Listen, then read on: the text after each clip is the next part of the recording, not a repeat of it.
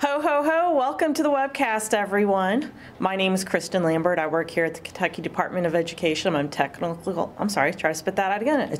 analyst for MUNIS. Today, joining me is Kim York. She's going to be taking questions during the webcast. Good morning.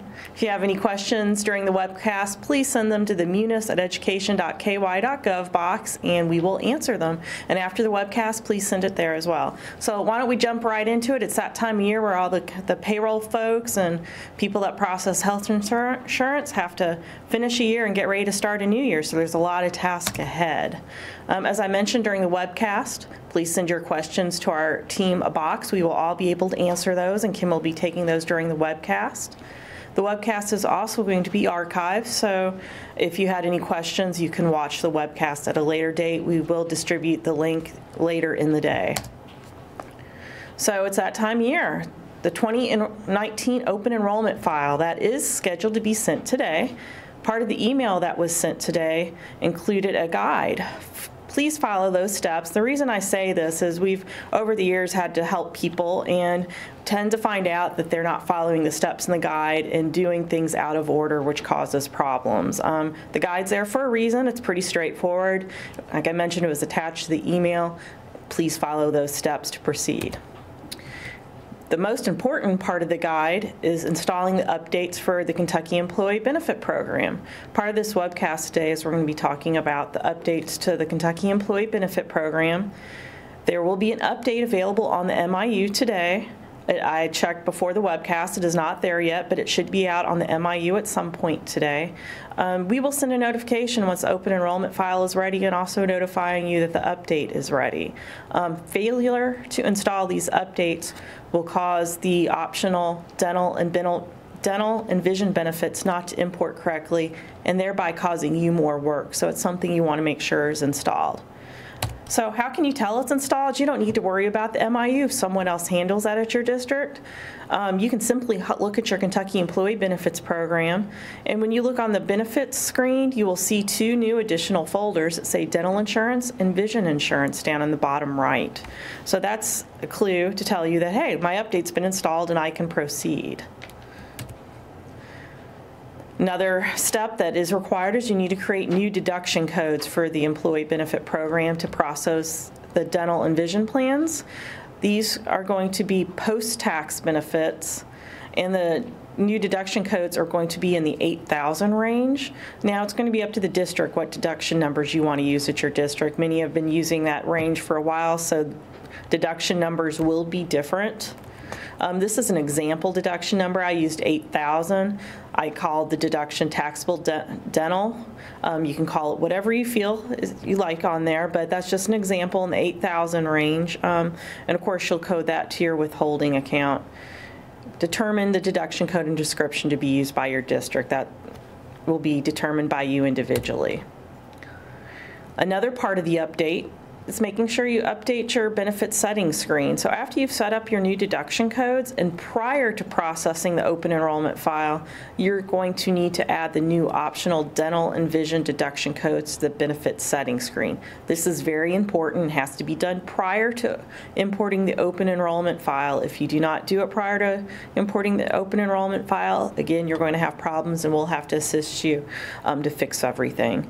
Also, if you had any, verify the post-tax health insurance deduction on the benefit settings screen. That should have been set up years ago. If not, you're going to be getting an error message every time you go to import the program. A simple way to get rid of that message is to set up a post-tax deduction code and define it on your benefit settings screen. Your benefit settings screen will be updated after the MIU has been updated with the program updates. You're going to see a new section in there that will say dental and vision insurance.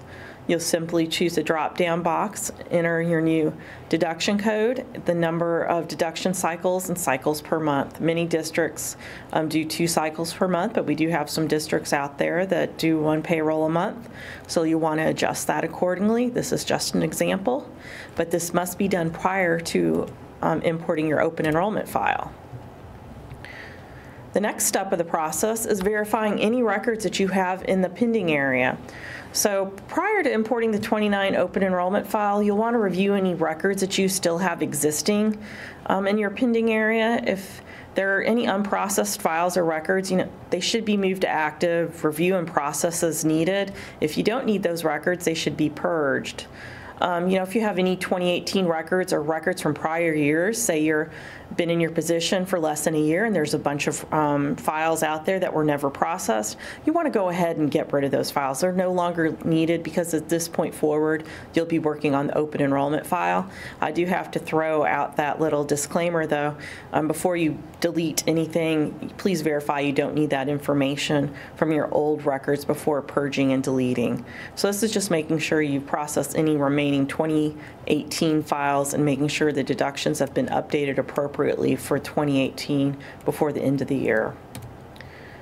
So if you have any records, though, outstanding for new employees whose insurance is effective as of January 1st, 2019 or later, you'll want to keep those in the pending area. Those folks, depending on the timing, may not be included on the open enrollment file, and what you'll do is just leave them there. Once the open enrollment, the official file has been imported, you can review those records and see if the new employee was included on the open enrollment file. If they were included on the open enrollment file, at that point you can just purge that record. You don't need it because the employee is on the open enrollment file. If they weren't on the open enrollment file, then you have the record for that employee and you can use that to move the employee to active and process the update deductions process. So as I mentioned, if you have any old records in the pending area, you'll want to purge those. From the import and pending screen, you'll select update. You'll use the select all button to select all records and then select accept. If you had any records though that you did not want to delete, at that point you can unmark those, and only the records that you want deleted / purged will be marked. At that point you can select the purge button on your ribbon and get rid of those records. So at this point, you're ready to import the 2019 open enrollment file. We anticipate that will be ready by the end of the day. Again, notification will be sent out letting you know that the open enrollment file is ready to be imported. We'll also tag on there and let you know when the MIU update has been posted. The file at this point can be imported into the pending area before December payrolls have been complete. But it's very important here to remember, after you've imported in pending, you should not move that to active and process the update deductions process. You need to make sure, number one, first your updates have been installed on the MIU before moving forward with step 5, but after that's been installed, you can start importing into the pending area prior to the December payrolls. From there, it's a normal process that you do probably on a daily basis. You're going to select the open enrollment file and import. One way to determine this is the open enrollment file can easily be identified by the date and file size. So most likely it will be processed today, and you'll notice, so it'll have a December 10th date, probably as of this afternoon. Also, the file size will be significantly larger. On the right side of your screen, there's a column that says file size. You can see that it's going to be significantly larger than the file that you receive on a daily basis because it will include all your employees. Another new big update is when you open or import the file. Now that we have these new benefit plans for dental and vision, we just have too much information that can fit on a report. So going forward, you'll have an Excel report. So as part of the import process, the screen will pop up with the filter.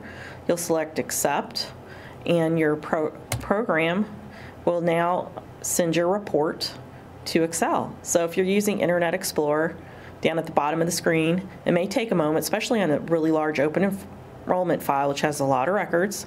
It may take a moment, and down at the bottom you'll see that pop-up window. You'll select open to review the report. I just want to note that testing the program, I really liked using the Excel program, is able to sort and filter people as needed, so I hope you enjoy the update as well.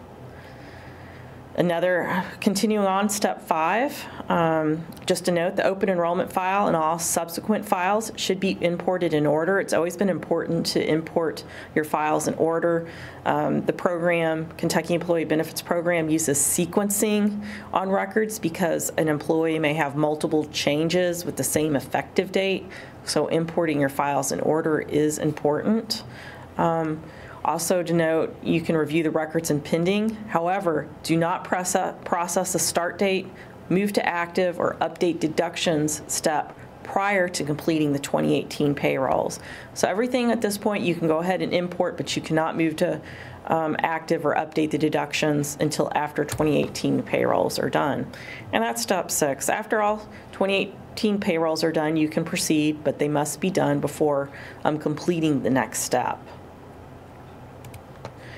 So we're ready to start processing the open enrollment file and posting people's deductions. At this point, why don't we start off with the clean slate? So in the employee deductions program, we're going to find and delete all the following deductions. Again, you want to make sure all 2018 payrolls have been completed. So we'll go in there and delete the employee health insurance, the employer health insurance deduction, the FSA deductions, optional life, and dependent life. So you'll start out with a clean slate. There will be no deductions existing in the employee deduction program. And you can do this easily. I'm not sure if you're all aware, but there's a lot of global functions in MUNIS. There's a button in the employee deduction program that says global. You can select that. Then you select the delete button, which is the red X up on the menu. From the drop-down menu, you'll select the deduction number for each deduction and select accept, and it'll go through very quickly and delete or purge all those deductions for existing employees. Now, I just want to make a note, this is only deleting the optional benefits and health insurance benefits offered by the state. If you have any other deductions from an outside vendor, do not deduct or delete those. Okay, so now that we've deleted all the deductions, we can move on to step 8 and set the deduction start date and move all those 2019 records to active. So after those steps 1 through 5 have been completed, you can go ahead and process the set start date and move to active step on the Kentucky Employee Benefits Import and Pending screen. So this is an example using 12/14/18 as a deduction start date. You would put that as a set start date. This would be, okay, let me try to go back and start this again. So for deductions to work, you need to have a date before your pay period start date. So in this example, the payroll start date is 12/15. It ends on 12/31, and the check date is on 1/2. So I've imported my my open enrollment records. I need to set the start date. I would use the 12/14/2018 as a deduction start date. But again, this is only an example. It must fall 1 day prior before the beginning of the pay period start date. Now, in the import and pending area, you can search for all the open enrollment records that are needed to move to active. You'll notice if you select search, a box comes up and you can search by various categories. In this example, you put the import file name, which would be the open enrollment file. Now, if you don't have any other records existing in the pending area, you can skip this step and go on into the pending area and just go ahead and select all and update the records. But in this example, you would have maybe some existing records, say a new employee that had an existing record, leaving it there. You just want to search for the import file name and select all the types of records and select accept. You'll want to set the deduction start date next. After selecting update, you're going to select all. You'll set the start date. And as I used in this example, it was 1 day prior to the beginning of the payroll, which was 12/14/2018. And then I'm going to select Move to Active. Step 9, post-tax deductions. I don't think this really applies to very many districts, but should you have an employee that has health insurance that is considered post-tax, you will need to go to their health insurance records, select Update, and unmark that pre-tax box. Step 10, now at this point, you're ready to go ahead and update the deductions for all the employees so they have their deductions for the coming year. Again, do not update deductions process until all prior steps have been completed. From the Kentucky Employee Benefits main menu, you select Benefit Records. You'll select Current Fine, and then select Update Deductions, or short DEDS for deductions. Now this is an important feature that was added a year or so ago. The minimum deduction start date. By using a minimum deduction start date, for instance, of 12/14/18, the program will not update deductions for old records that may be outstanding. For instance, you may have a retired teacher that is now a sub and has an unposted health insurance record from prior years. If you do not include a minimum deduction start date, the program would find that record for that retired teacher that's now a sub and would post a health insurance deduction for that employee. So make sure to use that minimum deduction start date. That's based on the deduction start date that you used when moving the records to active, so it'll help filter all those old records out and they will not post. You'll want to mark also the delete employee deduction and then select output post to continue processing. Just a note too, the update deductions process should be performed in MUNIS. It posts both the employee and the employer portion cost, which is critical for W-2 processing. It is your district's responsibility to make sure both the employee and the employer cost of coverage deductions are posted to employee deductions. Just a little FYI, there is a known bug that will be fixed in the program. When you manually add records in pending, this probably shouldn't happen very often, but in the pending area, for the time being, do not manually add records. It won't hurt anything, but you won't get anywhere. You'll get a hard error here and it will close out the program. So just an FYI, in the pending area, do not enter any manual records. If for some reason you needed to add a record, you could do that in the active set and then update deductions that way. Little miscellaneous information. You'll want to continue importing files received after the official open enrollment file has come through. Any files received after the open enrollment file today may contain both 2018 and 2019 records. Any 2018 files you'll need to process manually to collect the arrears due from the employee, since you've already updated the deductions and posted what their 2019 deduction amount would be. Some other end-of-year payroll information. As I mentioned, we do track the employee and the employer cost of health insurance. That began back in 2012. That's one reason why you do need to do this through the Kentucky Employee Benefits Program. It's pretty much just an FYI for those people that aren't familiar with that process, maybe newer to payroll, that information, the reason we do it, it is collected and reported on W-2 forms. The W-2 and 1099 filing dates, those are due as of January 31st, and that also applies electronically to filed returns.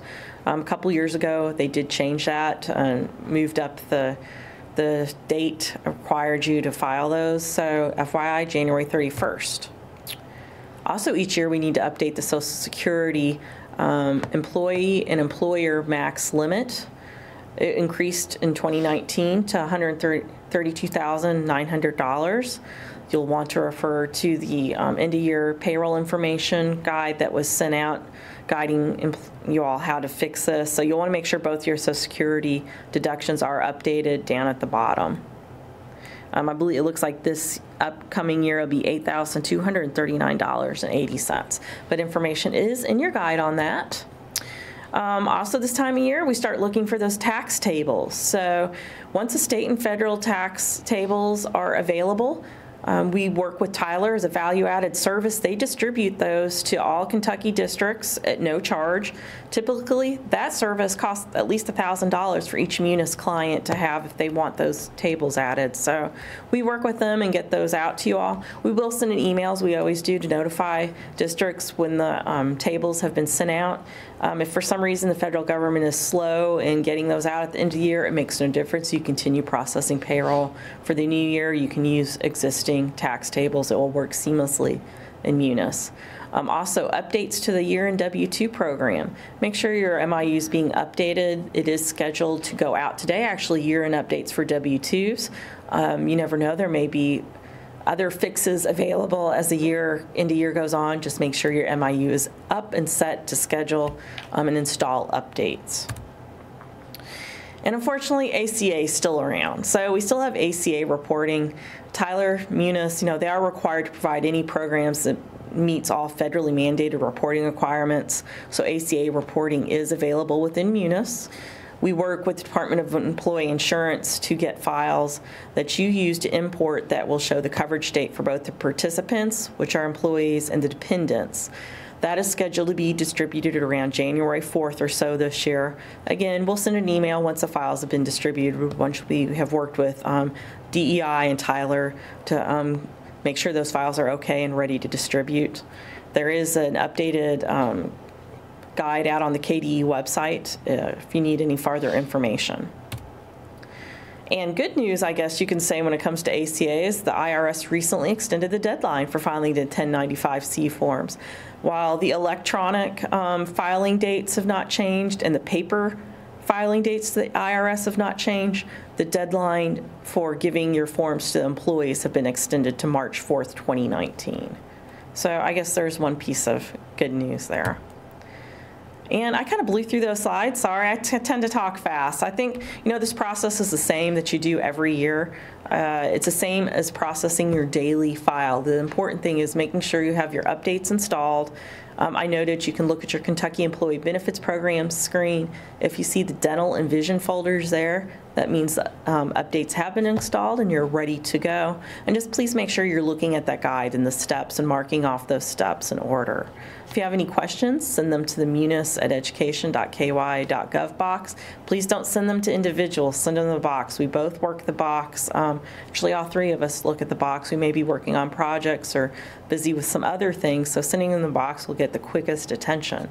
And Kim, did we have any questions during the webcast? Kristen, we do. We have one. A district is asking, are we supposed to delete all of the optional life and dependent life? Will the file we import include all of this information in it? Yes, it will have the optional and dependent life on the file. It's a capture of every employee's all of their benefits as of December 10th when they run it today. So that's why I mentioned talking about new employees. If for some reason they may not be part of the system or the CRIS system as of December 10th, yet they have a file, you may already have a file in Kentucky Employee Benefits with an effective date of 1/1/19. So I kind of segued there, but the point is if you have a new employee, you may want to leave those in the pending area, and that is covered in the slides and covered in the guide. So. And that's it. Okay, great. Y'all should be familiar with this. We'll send out an email later today once the open enrollment file is ready, and also notifying you that the updates are ready on the MIU to be installed. Any other questions, continue to send them to our group box, and we'll see you next time. Thanks. Have a good day.